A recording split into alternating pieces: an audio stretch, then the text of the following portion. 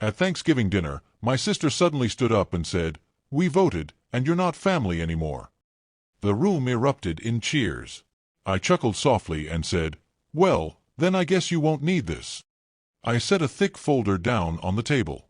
The second she opened it, she started screaming. "Before we carve the turkey," Madison announced, standing with that smug, rehearsed smile she always had, "there's something we need to say." Everyone went silent. Forks froze midair. My stomach tightened.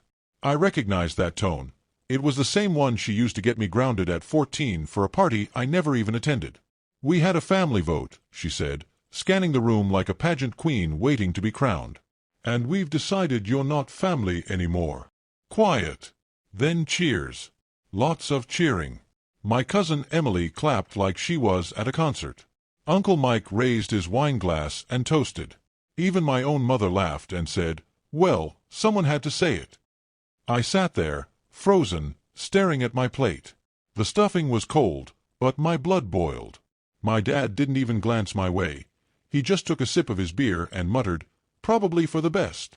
"Wow," I said, slowly pushing back my chair. "You guys actually rehearsed this." Madison's grin widened. "You've been toxic for years. We're done pretending. You're not family." My mom, casually reaching for the cranberry sauce like it was just small talk, added, "It's unanimous." I looked around. Not a single person spoke up. "Good," I said quietly. Then I reached into my bag. I figured this might happen. I pulled out the thick folder and placed it gently in the middle of the table. The thunk it made cut through the laughter. Madison blinked. "What's that?" I smiled, leaned back, folded my arms. "Why don't you find out?" She grabbed it, tore it open, wearing that smug smirk she always used when she thought she was winning. But as she flipped the first page, her smile faded. Her face drained of color. She scanned the next page, then the next. Then she screamed, blood-curdling, like a horror movie scream. Her chair toppled behind her as she jumped up, slamming the folder shut like it burned her. "You monster!" she yelled. "You're messed up. Twisted." Gasps rippled through the room. Ethan, her husband, snatched the folder and flipped through it. His jaw dropped. He looked at me. "Is this?" I nodded once. "Every word is real. Every receipt, every screenshot." The room went dead silent. You could hear a fork clink in the kitchen. My mom's mouth opened, then closed again like a fish gasping for air. "You thought I wouldn't fight back," I said, standing slowly. "Thought I'd stay quiet, the doormat, the cash cow. But guess what?" I leaned in, locking eyes with Madison. "Your little show over. Want to know what's in the folder? I'll get to that. But first, let me explain how we got here." Madison didn't wake up one day and decide I wasn't family.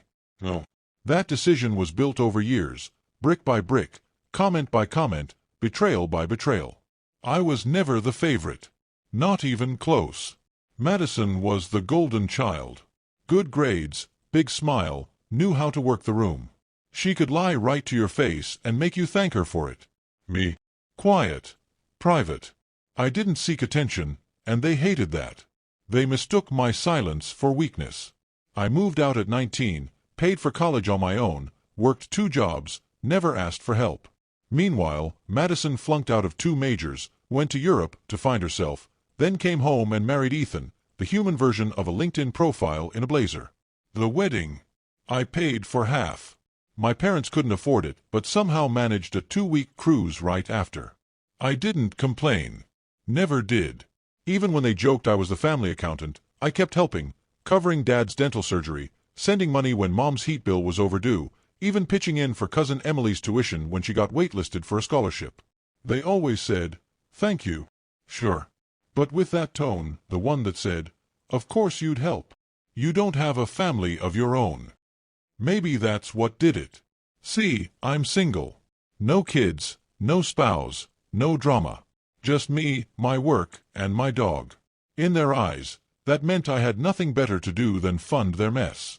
Madison especially treated me like her personal backup plan. When Ethan lost his job, she called me first. Just a small loan. When her car broke down, You make 6 figures. What's 2 grand? When her kid needed therapy insurance wouldn't cover, guess who she called? I always helped. Always. Because I told myself it was family.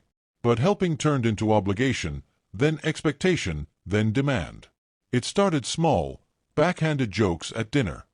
Oh, you brought wine. Must be nice to afford good wine. Of course you're early. You have no kids to worry about. I wish I could work late every night and avoid my husband too. Then it got worse. You're so cold. Maybe that's why you're still alone. You don't know real stress. You don't have a real life. You're just bitter no one needs you. Except they did need me, constantly, financially, quietly, behind closed doors. Then came the text. Madison. Hey, can you co-sign a small business loan? Ethan and I want to start a wellness cafe. Me. No. Madison. Wow, really? Then silence. That was 3 months ago. Since then, cold shoulder. Karen stopped calling. Robert sent one-word replies. No invites to family dinners. Madison blocked me on social media after posting a story about cutting out toxic people. But I didn't sit and sulk. I started pulling receipts, literal receipts. I keep records, bank transfers, emails, screenshots, dates. I'm not stupid. In 5 years, I sent over $7,08,000 to family members. $7,08,000. $8,000 for Ethan's rehab. $2,300 for Madison's emergency dental work, which turned out to be elective veneers. $15,000 USD for my dad's back surgery. $12,000 USD for mom's credit card debt. $6,000 US for Emily's college move-in. $4,500 USD for a family emergency that turned out to be a trip to Cabo. And not once did any of them offer to pay me back. They just took. When I stopped giving, suddenly I was the problem. So I made the folder. Inside, every transfer confirmation, every email and text asking for money, screenshots of Madison calling me manipulative for saying no, a timeline of every major payment I made in 5 years, and, best of all, copies of Facebook and Instagram posts where they mocked me. I even had screenshots of Madison calling me a cash cow with no backbone in a private comment thread she didn't know I could see. That's what she saw when she opened the folder. That's what made her scream. Because Madison wasn't just exposed, she was dismantled, fact by fact, line by line, page by page, while the rest of the family finally realized what they'd done. My mom looked like she might faint. Ethan stared at the page showing 42 Thunder USD to cover Madison's credit card charges at a Santa Monica hotel with someone named Alyssa, and said, "What is this?" I didn't answer. Didn't have to. For the first time, I wasn't defending myself. I was showing them the truth. You kept records? My mom finally asked, voice trembling. Of everything. I looked at her calmly. You never remembered. Someone had to. Madison still stood, pale, fists clenched at her sides. Her eyes flicked between Ethan, me, and the folder. This is a violation, she spat. You had no right, no right. I stood slowly. You just stood in front of the whole family and declared me not family. You all applauded. And now you're mad I came prepared. Ethan flipped another page. What's this about Santa Monica? His voice was tight. Madison snapped her head toward him. Don't even start. Who's Alyssa? He asked. Why were you at a hotel for 3 nights, and on my credit card? She stayed silent. That said everything. Before it could get worse, my mom held up her hands. Can we all just calm down and be reasonable? Sure, I said, steady. Let's be reasonable, like when you called me a parasite after cashing the check I sent you. She blinked, caught off guard. That's not fair. We were stressed. No, I shot back. You were stressed, and I bailed you out every single time. But the one time I said no, suddenly I'm the enemy. My dad, quiet until now, finally spoke. You're making this bigger than it is.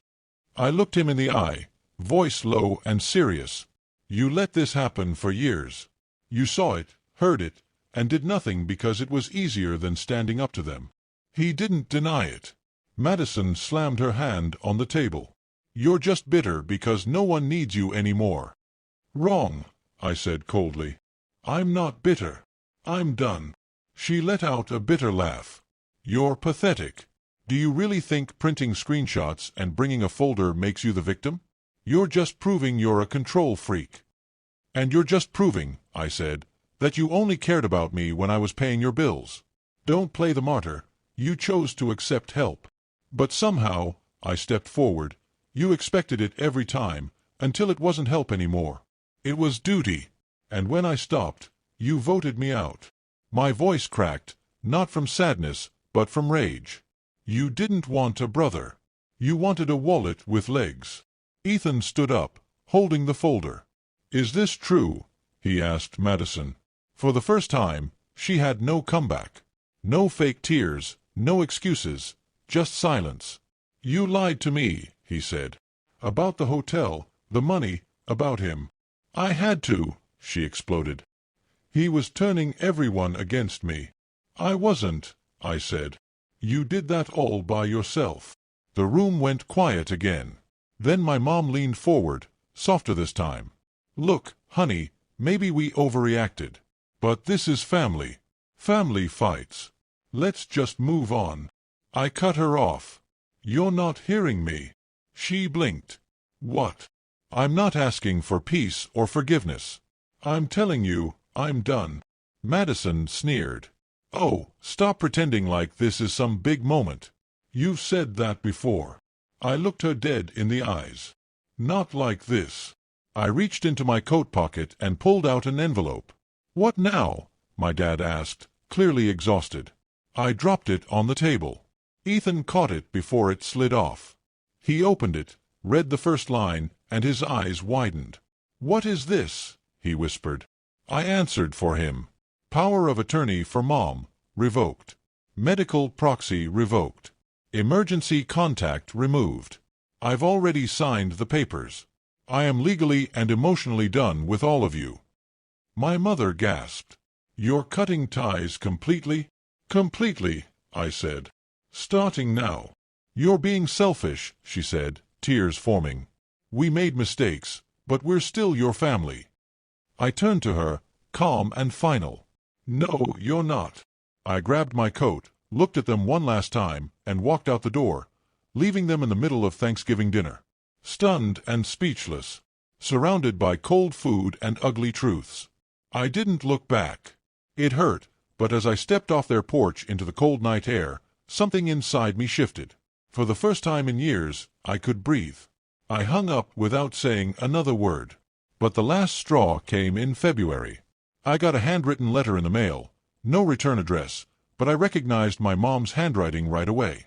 Inside, 3 pages. Page 1 was full of regret.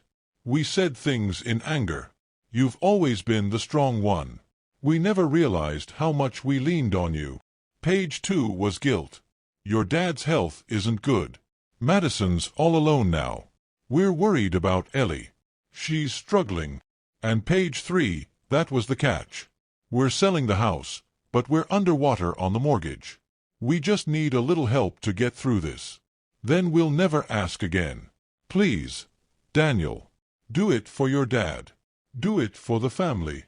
I sat there for a long time, feeling all the pressure they wanted me to feel, the guilt, the responsibility, the pull to fix everything. Then I folded the letter, got up, and tossed it in the trash. Because the truth. They weren't asking for help. They wanted access again. Not the family version of me. No, they wanted the version who never said no. The one who silently paid, silently sacrificed, silently took the pain. But that guy, he's gone. I'm not their scapegoat anymore. Not their cash cow. Not the duct tape holding their broken family together. I am done. And what's the scariest part for them? I'm doing just fine without them. I got a new job. Moved to a new city. Bigger place. Fresh start. I started volunteering on weekends, not because anyone asked, but because I wanted to. I built a life where no one calls me at 11 p.m. to clean up their mess. Where being independent isn't a crime. Where kindness isn't a weapon.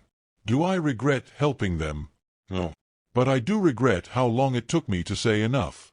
Want to know what real peace feels like? It's not being surrounded by family. It's being free from people who only call you family when they want something. Update. Months later, I never expected this post to get so much attention. Honestly, I just needed to get it out there. But I read every comment. The ones calling me brave, you don't know how much I needed that. Thank you. And for those who asked, what if they change? I've asked myself that too. It's been a few months. They didn't change. After I cut them off, after the folder, the yelling, the silence, the letters, I hoped maybe someone would get it, maybe someone would say, I'm sorry. They didn't. They went quiet for a while, then they got strategic, desperate, and ugly again. But me, I got free. Since then, I moved, started a new job that doesn't keep me awake at night, and finally started real therapy. The kind where you stop trying to fix everyone else and learn how to just be with yourself. I cook for myself, sleep better, go outside more, and I don't flinch every time my phone buzzes. Yeah, sometimes I think about Sophie, about what she's learning, what she'll believe is normal. But I also know this, I'm the example of someone who finally said, enough. A few days ago, I got another handwritten letter from my mom. 3 words, we're still family. No apology, no context, just the same old bait. And for the first time, I felt nothing. No anger, no sadness, just nothing.